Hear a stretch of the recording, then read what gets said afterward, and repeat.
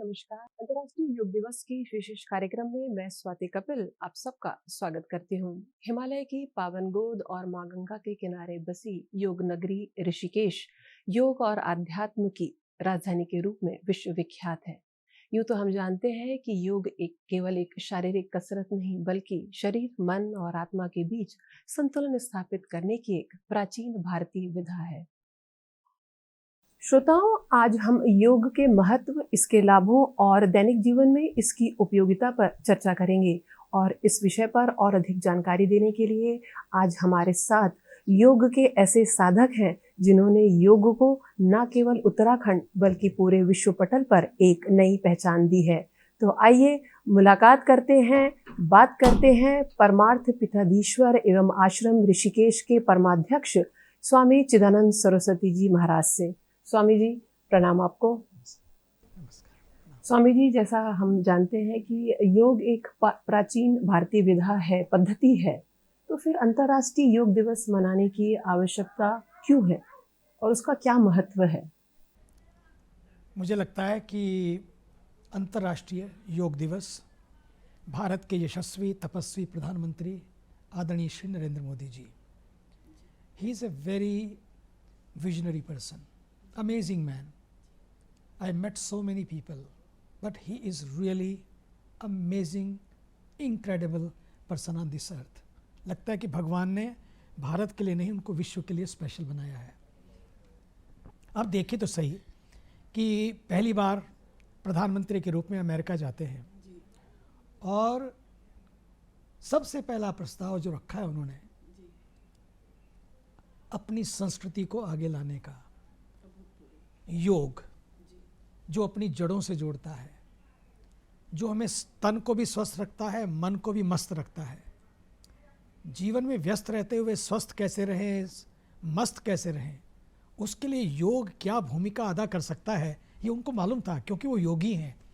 उन्होंने बचपन से ही योग किया है, साधना की है, ध्यान किया है, जंगलों में रहकर, कंदराओं में रहकर उन्होंने खुद इसका अनुभव किया है। इसलिए उनको लगा यदि सबसे पहले कुछ हो सकता है तो उसी को ही यूनाइटेड नेशंस के माध्यम से लाना चाहिए। और मज़े की बात है, हम भी उसी दिन न्यूयॉर्क में ही थे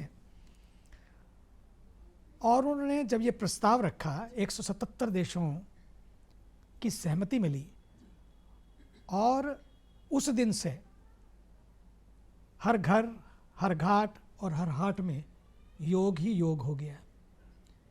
और शाम को अगले दिन एक कार्यक्रम था, विशाल कार्यक्रम था। उस पर जो मैंने उनका अभूतपूर्व सम्मान देखा न्यूयॉर्क में, मुझे मीडिया ने पूछा था, can you explain in one line what happened today? मैंने उनको कहा था, India happened today. Madison Square became Modison Square. तो मुझे ऐसा लगता है वो दिन एक ऐतिहासिक दिन था और उसने एक इतिहास बना दिया। 21 जून ये केवल एक डेट नहीं है, तिथि नहीं है, ये तो चेतना के जागरण का एक वैश्विक उत्सव है। और आज भारत की सनातन धरोहर से मुझे लगता है पूरा विश्व जुड़ रहा है। और जुड़े भी क्यों ना, जुड़े भी क्यों ना, क्योंकि हमारी संस्कृति ने पूरे विश्व को वसुधैव कुटुंबकम का मंत्र दिया है, सर्वे भवन्तु सुखिना का मंत्र दिया है। और हम सब जानते हैं कि योग हमारे ऋषियों द्वारा दिया गया एक ऐसा अद्भुत शाश्वत विज्ञान है। ये शरीर से, मन से, आत्मा के संतुलन से ऐसा जोड़ता है, ऐसा बैलेंस बनाता है कि आज पूरे विश्व को इसी की आवश्यकता है। बैलेंस ही खो गया है। Everybody needs a shift. Yoga can give you that shift. आज जब पूरा विश्व तनाव से, चिंता से, असंतुलन से जूझ रहा है, तरीके हमारी जीवन शैली हो गई है। जीवन शैली जहाँ देखो लोग सब सेट है लेकिन लोग अपसेट है, सब सेट है। Rather than being in peace, people are in pieces. Rather than being better, people are being bitter. छोटी छोटी बातें ट्रिगर करती हैं, बच्चे टाइगर बनते चले जा रहे हैं, मॉम डैड ऐसे आते हैं। क्यों होता है ऐसा? क्योंकि अंदर से उनको जो इतना तनाव मिलता है, इतना स्ट्रेस है चारों तरफ, उस स्ट्रेस से वो जब तनावग्रस्त होते हैं, they lose their balance, they lose their control. So ऐसे टाइम में मुझे लगता है कि योग शांति, स्वास्थ्य और समरसता का प्रकाश उनके जीवन में बैलेंस देने के लिए एक बहुत बड़ा काम कर सकता है। इसलिए अंतर्राष्ट्रीय जो योग दिवस है वो संपूर्ण मानवता को एक सूत्र में बांधता है, जोड़ने के लिए एक ऐसा माध्यम है, क्योंकि योग का मतलब ही है जोड़ना। तो जुड़े और जोड़े कैसे? बोले योग के माध्यम से। इसलिए योग करें, रोज करें और फिर मौज करें। योग की डोज हर रोज और योग की डोज 1 घंटा भी करेंगे ना, मैं कहता हूँ 20 मिनट ही करो, आधा घंटा ही करो, करो तो सही। और सरकार ने इसको कैसे करें, किस तरह से करें, कितना करें, एक बहुत सुंदर प्रोटोकॉल बनाया है। और उस प्रोटोकॉल के माध्यम से आयुष मंत्रालय ने जो पूरा चिंतन किया है, जैसे ऋषियों ने बैठ के चिंतन किया और आज के हमारे वैज्ञानिकों ने बैठकर चिंतन किया है, योग एक्सपर्ट्स ने बैठ के चिंतन किया है कि किस तरह से हम योग करें, उस प्रोटोकॉल को आप रोज करें। मैं समझता हूँ आपकी ज़िंदगी बदल जाएगी, ज़िंदगी में बाहर बदल जाएगी, बाहर आ जाएगी। और बाहर लाने का जीवन में एक ही तरीका है, योग करें, ध्यान करें। बहुत ही सरल शब्दों में स्वामी जी ने हमें इस दिवस की उपयोगिता और महत्वता बताई। स्वामी जी, बहुत सारे हमारे श्रोता हैं जो ये समझना चाहेंगे आपसे कि योग एक शारीरिक कसरत नहीं है, मतलब कुछ आसनों तक हम उसको सीमित नहीं रख सकते, एक जीवन शैली के रूप में इसे क्यों लिया जाता है? योग मुझे लगता है केवल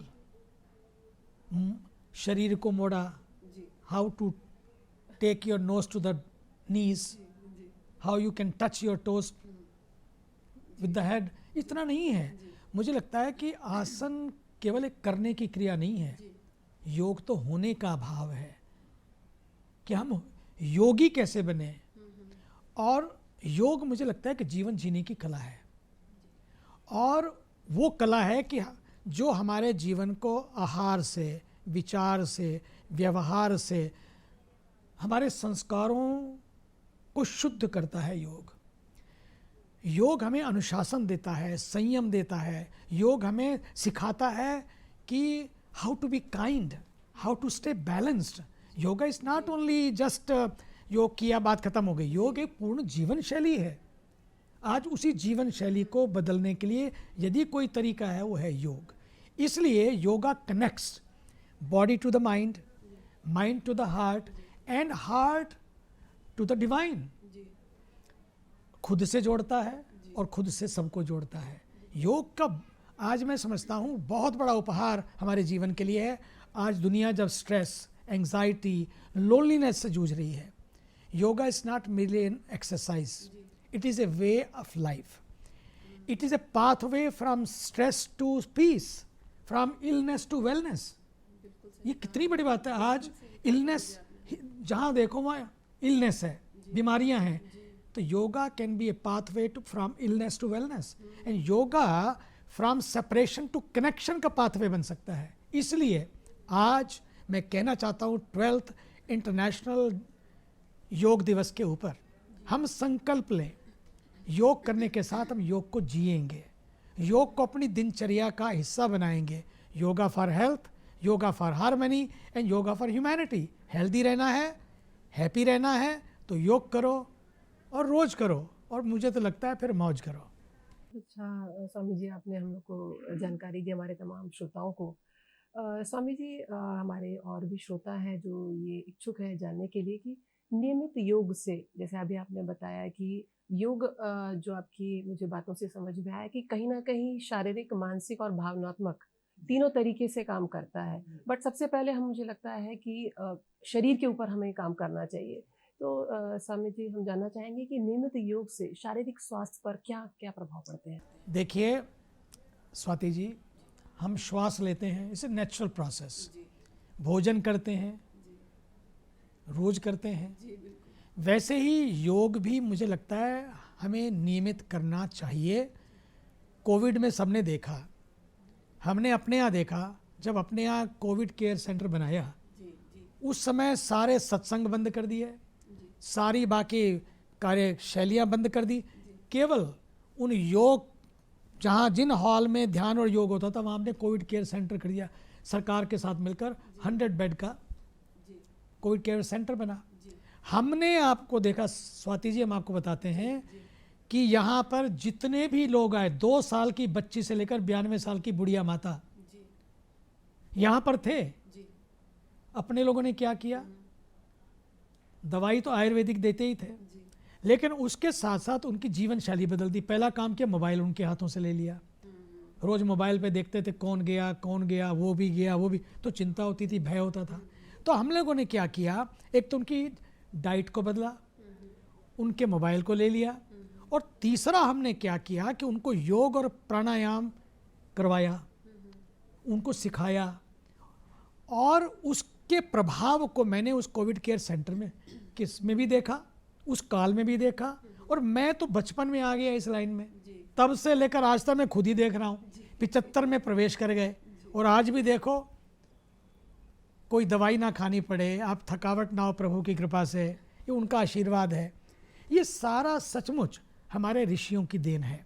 इसलिए मैंने तब से लेकर अब योग के प्रभाव को देखा है, और प्राणायाम भी किसी चमत्कार से कम नहीं है। बहुत बहुत अच्छी जानकारी दी स्वामी जी आपने। स्वामी जी, जैसे कि आपने कहा कि योग को हमको अपने दैनिक जीवन का एक हिस्सा बनाना चाहिए, और तो इसी संबंध में मुझे आप थोड़ा बताएंगे कि जो कर रहे हैं योग, उनके लिए तो खैर उन्हें पता है कौन से आसन करने हैं या नहीं करने हैं, पर जो लोग शुरू करना चाहें आपकी विचारों को और आपसे जानकारी लेके, उनको किस तरीके के सरल और प्रभावी आसन करने चाहिए?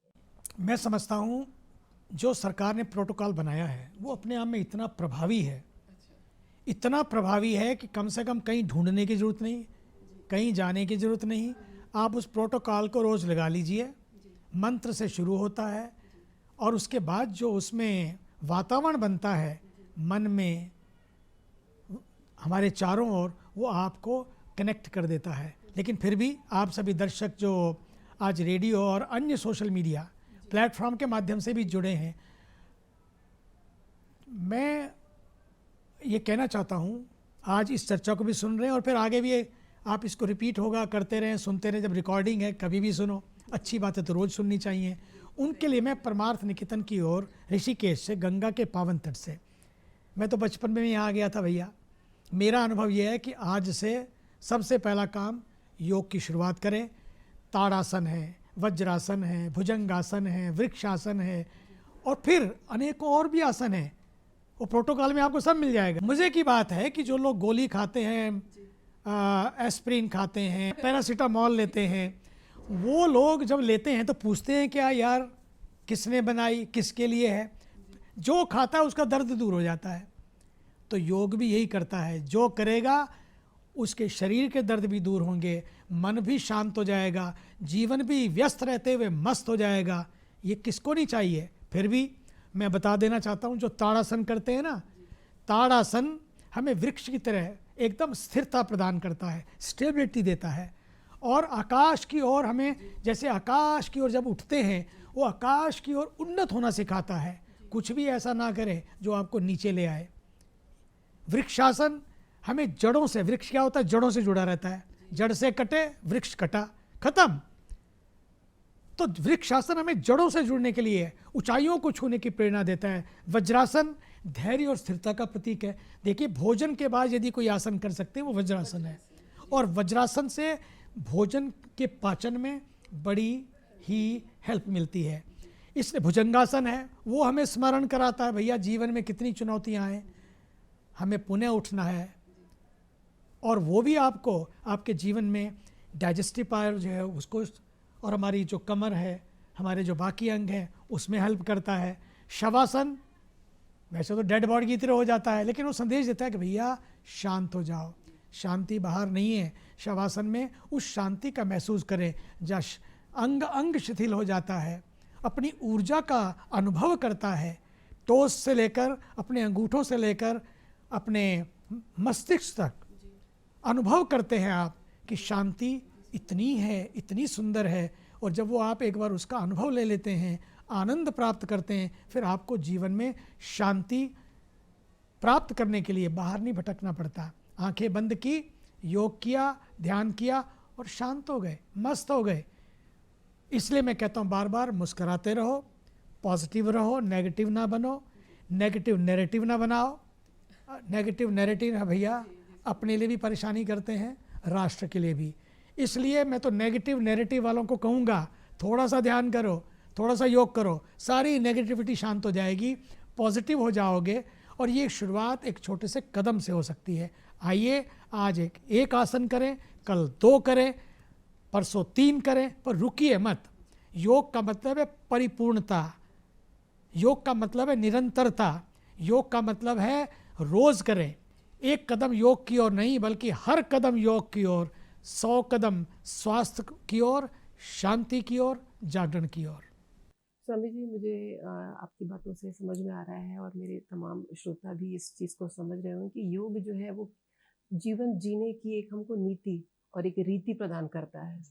तो इसी के क्रम में मैं आगे आपसे जानना चाहूँगी स्वामी जी कि योग करते समय हमको किन बातों का विशेष तौर पे ध्यान रखना चाहिए कि जिन्होंने अभी अभी शुरू किया है शुरुआती दौर में? देखिए, योग करते समय सबसे पहला काम ये करना चाहिए कि धैर्य से करें, निरंतरता से करें, सावधानी से करें। इसलिए मैंने कहा कि यदि और सीख कर करें, क्योंकि सीख कर नहीं करने से कई बार ठीक से नहीं करने से, हाथ ऊपर नीचे हो जाने से दर्द भी हो सकता है, खिंचाव ज़्यादा हो जाने से शरीर में हानियां हो सकती हैं। इसलिए हम क्या करें कि प्रोटोकॉल की मैं बार बार क्यों बात करता हूं, क्योंकि प्रोटोकॉल अगर फॉलो करेंगे उससे आपको काफ़ी सारी ज्ञानवर्धन होगा। फिर नहीं तो परमार्थ निकेतन में आए, इतने लोग आते हैं योग सीखने, पूरे विश्व के लोग आते हैं। तो फिर से हम जो है ना केवल शरीर, मन और आत्मा, बल्कि और भी जगह से हमको लोगों से जोड़ने का मैं तो कार्य कहता हूँ कि मैं इसके लिए धन्यवाद देता हूँ आदरणीय योगी जी को। मैं अपने महर्षियों को भी, जिन्होंने ये योग दिया, तब से लेकर अब जो हमारे ऋषि आ गए देश के पास, मैं उनको भी कहता हूँ कि प्रभु आपने धरती पर, मैं तो कहता हूँ मोदी जी ने अवतार ही लिया है किस्म से, सच्ची कह रहा हूँ। वो एक व्यक्ति बिना थके हुए, बिना रुके हुए, उन्होंने एक योग की इस यात्रा को चेतना की यात्रा बना दिया, सच्ची कह रहा हूँ। इसलिए योग करते समय केवल ये महत्वपूर्ण नहीं है कि आप क्या कर रहे हैं, बल्कि ये अधिक महत्वपूर्ण है आप किस भाव से कर रहे हैं, कितनी सावधानी से कर रहे हैं। और हमारे भैया ऋषि मुनियों ने आजकल के स्टूडियो में बैठकर नहीं, जो नेचुरल एयर कंडीशन स्टूडियो थे, वातानुकूलित स्टूडियो में बैठकर, हिमालय में बैठकर योग किया है। आजकल के स्टूडियो में बैठकर योग नहीं किया है, प्राकृतिक वातावरण में किया है। उन्होंने अनुभव किया है, हिमालय की कंदराओं में, गुफाओं में, वनों में, नदियों के तटों पे बैठकर योग ध्यान जो जब किया, प्राणायाम किया और उसकी खोज की, अपने ऊपर एक्सपेरिमेंट किया, अपने को लैब बनाया और उस लैब में उन्होंने उसको टेस्ट किया। तब उन्होंने बार बार भीतर अनुभव किया और फिर उनको लगा कि अब इसको शेयर करो, लाइफ इज टू शेयर। और उन्होंने प्रकृति को अपना विश्वविद्यालय बनाया, उस नेचर में रहकर। और हम भी जब नेचर में जाए ना, हमें भी ध्यान देना है, when we go to the nature, being with the nature, we have to check our nature and then change our nature. बस जाएं मस्ती करके ना जाएं। When you are in the nature, just close your eyes, be with the nature, then check your nature, then change your nature. The moment you start working on yourself, things change, things change. और दूसरा silence, मौन को अपना गुरु बनाया उन लोगों ने। आज हम लोग फ़ोन पे लगे रहते हैं यार, फ़ोन पे नहीं, मौन की ओर जाओ। फ़ोन करो लेकिन सारा दिन नहीं, शुरुआत फ़ोन से मत करो, सवेरे उठकर मौन से करो, और अंत फ़ोन से ना करो, देखते देखते स्क्रॉल करते हुए सो जाओ। मुझे लगता है शुरुआत भी मौन से करो, ध्यान से करो, और अंत भी अपनी रात्रि का मौन से करो और ध्यान से करो। मुझे लगता है अगर आपको कहूँ मैं, सोने से 1 घंटा पहले mobile fasting, no mobile, mobile fasting. इसलिए ऋषियों ने देखा वहाँ पर, उन्होंने इसका अनुभव किया, ये उनकी तपस्या का प्रसाद है। इसलिए उन्होंने किसी एक के लिए नहीं, बल्कि सबके लिए दिया।